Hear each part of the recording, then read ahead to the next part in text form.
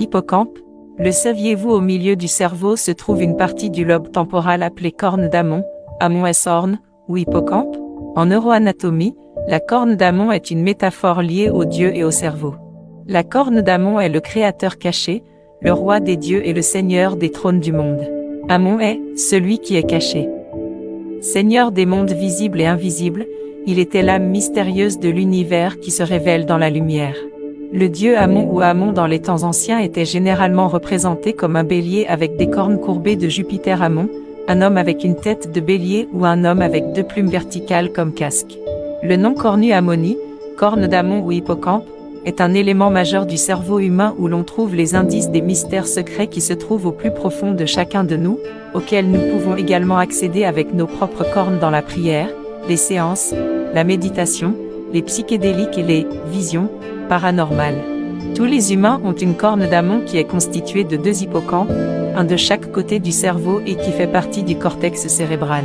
Chez les primates, elle est située dans le lobe temporal médial, sous la surface corticale. Il contient 2 parties principales de la corne d'Amon imbriquées, la corne d'Amon et le gyrus. La corne d'Amon ou le campus des hippopotames joue l'un des rôles les plus importants dans la consolidation des informations de la mémoire à court terme vers la mémoire à long terme et la navigation spatiale. Le latin hippocampe vient du grec ancien, hippocampo, de hippopotame, cheval, et campo, monstre marin.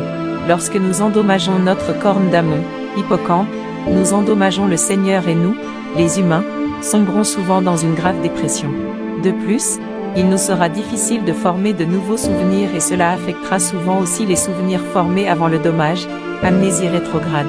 Par conséquent, il vous deviendra impossible de vous connaître ou de faire évoluer votre âme sans un souvenir de qui vous êtes ou étiez dans des vies antérieures. La corne d'Amon avait une signification particulière pour nos ancêtres.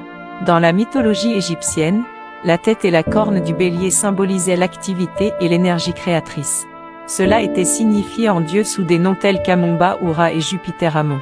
Jupiter était assimilé à la divinité égyptienne Amon après la conquête romaine de l'Égypte.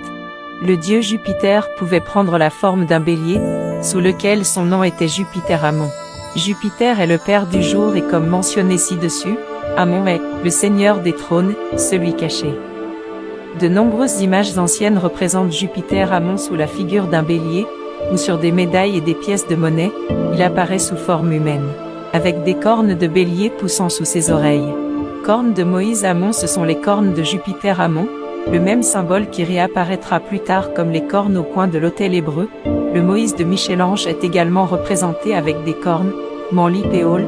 Se pourrait-il qu'il nous envoyait un message avec ces images et que la corne d'Amon, hippocampe, est l'une des zones les plus importantes de notre cerveau dans notre évolution et la réincarnation nous aide-t-elle à nous souvenir des vies passées?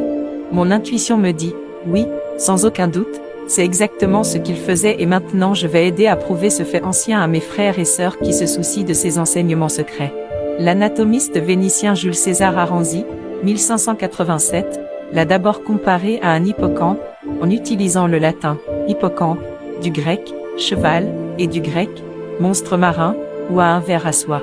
L'anatomiste allemand Duvernoy, 1729, le premier à illustrer la structure, hésitait également entre hippocampe et ver à soie.